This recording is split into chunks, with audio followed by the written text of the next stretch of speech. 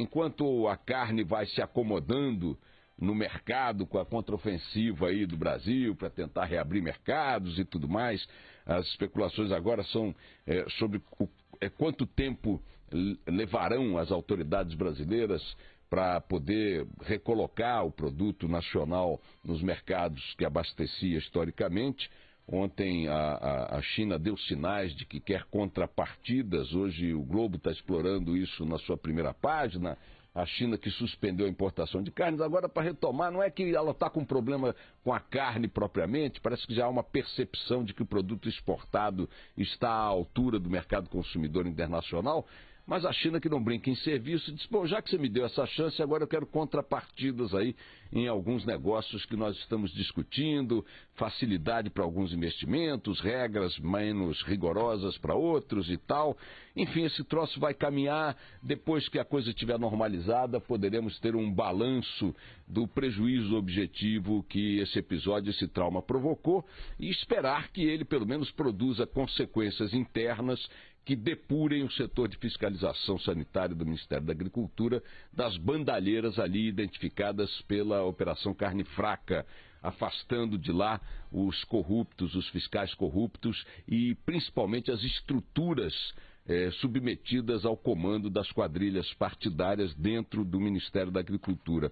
Ter-se-á pago talvez um preço alto demais ainda a ser calculado por este passo que poderia ter sido dado de forma menos estridente, menos barulhenta, mais objetiva, mas ainda assim esse é o saldo que vai se configurando como definitivo para todo esse episódio, que há exatamente uma semana fazendo no dia de hoje, completada no dia de hoje, balançou o noticiário no Brasil, a opinião pública, as redes sociais e também ainda balança a nossa economia, porque os negócios com a carne no mercado internacional e mesmo no mercado interno continuam bastante abalados. Vamos ver por quanto tempo ainda, vamos torcer para que pelo menor tempo possível. A cadeia produtiva da carne é muito importante para o emprego, para a economia e quanto antes se normalizar, melhor.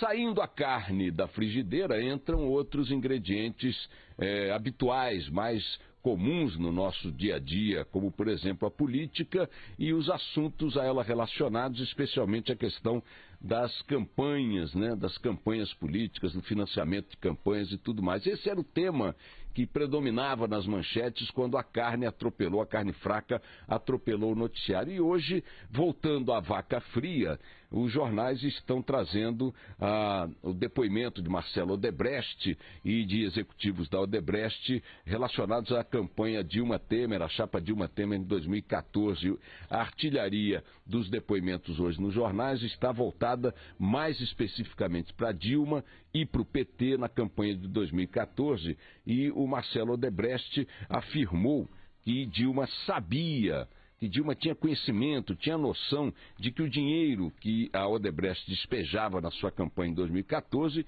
transitava pelo Caixa 2, transitava pela informalidade. Dois dados me chamam a atenção nesse noticiário de hoje relacionado ao depoimento que ele prestou, Marcelo Odebrecht,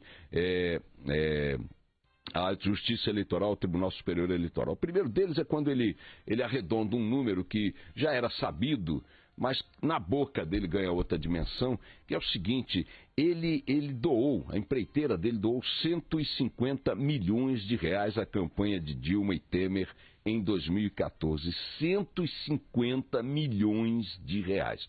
Tirou do seu bolso, em tese, e botou na campanha política de Dilma e de Temer.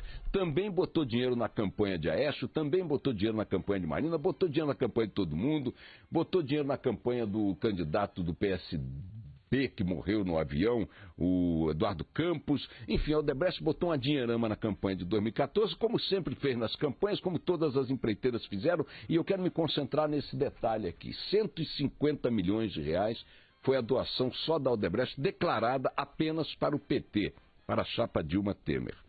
A segunda informação está também no Globo, atribuída a um executivo da Odebrecht, um ex-executivo, Alexandre Alencar, dizendo que a Odebrecht comprou... Alexandrino, né? Alexandrino, perdão, comprou tempo da propaganda da propaganda de televisão, tempo de televisão gratuita, da propaganda gratuita do PCdoB, do PRB e do PROS para o horário de Dilma, para aumentar o horário específico das inserções, dos temas que a chapa de Dilma queria colocar no ar.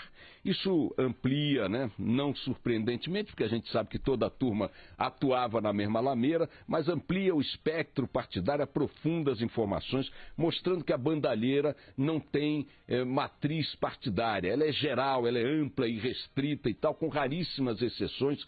Todas as legendas entraram na bandalheira. E por que eu estou me concentrando nos 150 milhões?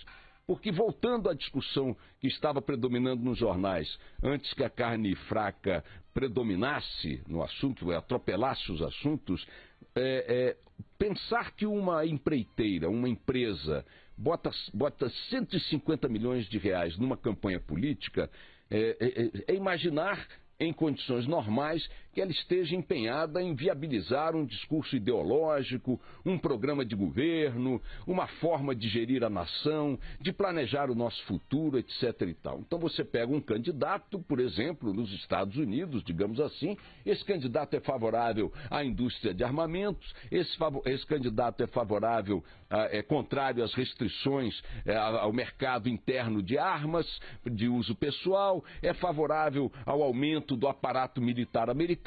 Eu sou fabricante de armas, eu entendo que aquele discurso é um discurso adequado ao meu país, coincide com aquilo que interessa à minha empresa, aos meus negócios, então eu apoio este candidato. E, evidentemente, não vou apoiar o candidato que faz um discurso oposto aos meus interesses, oposto aos interesses que eu acho que são os interesses adequados ao Brasil. Aqui as empreiteiras colocam o dinheiro na candidatura de alhos e colocam na de bugalhos. Ora, como é possível que as empresas, que os financiadores corporativos de campanha apoiem, através de dinheiro, candidaturas antagonistas? O que pode explicar, na lógica humana, empresarial, política e tudo mais, que alguém apoie ao mesmo tempo um candidato anticomunista, o Trump, e a campanha do Kim Jong-un na Coreia do Norte? Como é que dá para... O que poderia justificar esta generosidade dos Odebrechts da vida? Nada senão a compra de interesses e de acordos futuros para a remuneração desse dinheiro das empreiteiras através de contratos superfaturados, definição de políticas de investimento direcionadas aos interesses das corporações que atuaram como doadoras de campanha.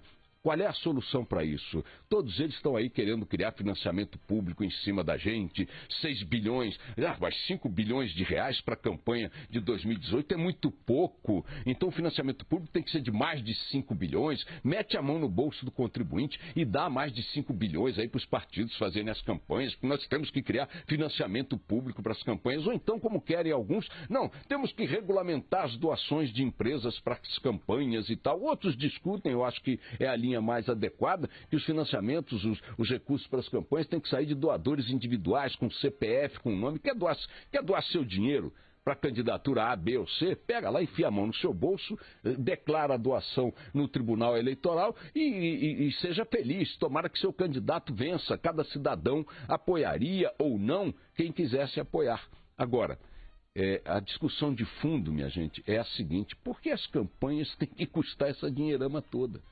Numa era em que você tem internet, numa era em que você tem a comunicação gratuita através dos horários já concedidos pela Justiça Eleitoral, pela legislação, numa hora em que você tem 1000 recursos tecnológicos para acessar as pessoas, Facebook, Twitter, SMS, não sei mais o que, as comunicações hoje se dão entre as pessoas sem acesso às mídias convencionais.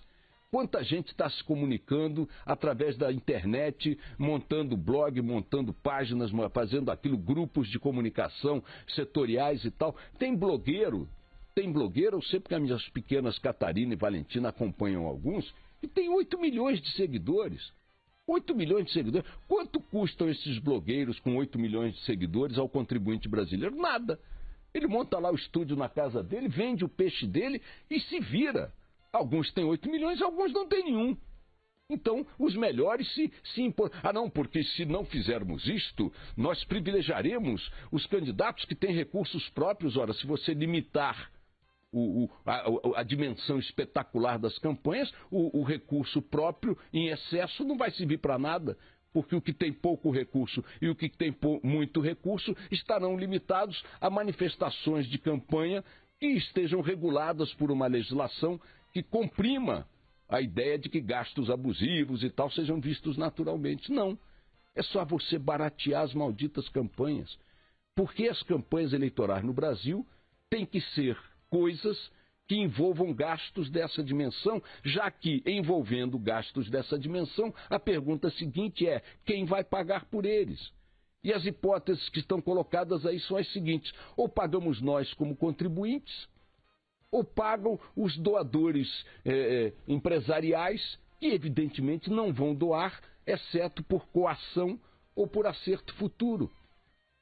Então, a questão da reforma política no que tange a financiamento de campanhas está discutindo dinheiro quando tem que discutir tamanho, o tamanho das campanhas, a duração das campanhas, as áreas que a campanha pretende ocupar no campo da comunicação têm que ser limitadas, reduzidas. Não precisa ter campanha portentosa, não precisa ter jatinho, não precisa ter avião, não precisa ter trem, não precisa ter ônibus, não precisa ter nada. Reduz, diz para todo, não pode. Ah, mas eu quero viajar pelo Brasil perfeitamente, dirija-se a um aeroporto, põe a bunda no avião e vai para onde você quiser. Programa lá os seus horários. Esse negócio de olhar para candidato, esse negócio de olhar para político, esse negócio de olhar para partido, como se eles estivessem conduzindo nas suas mãos, nos seus ideais, aquilo que nos interessa, aquilo que representa o futuro dos nossos filhos, é uma mentira. Eles vendem esse peixe para nós, colocam-se como indispensáveis para nós da forma que querem se colocar e mandam a conta depois para a sociedade brasileira. Então está aí, voltando à vaca fria, para encerrar o seguinte: as campanhas políticas, e esse deve ser o eixo da discussão, as campanhas políticas não precisam ser tão caras quanto tem sido no Brasil. Ainda que possa-se dizer que em uma ou outra democracia pelo mundo elas são caras, passem muitíssimo bem. Aqui não precisam ser. Os recursos tecnológicos estão aí para que quem quiser se comunicar com o eleitorado o faça. Bote o pé na estrada, vá para a rua. Crie seus mecanismos de comunicação, como nossos filhos estão criando aí. Custando quanto? Nada, estão se comunicando, fazendo seus grupos, suas comunicações. Se virem, não venham apresentar a conta e também não criem a falsa ideia de que sem isso a democracia não existe. É mentira absoluta, montada para favorecer e para permanecer com esse esquema corrupto que a gente conhece.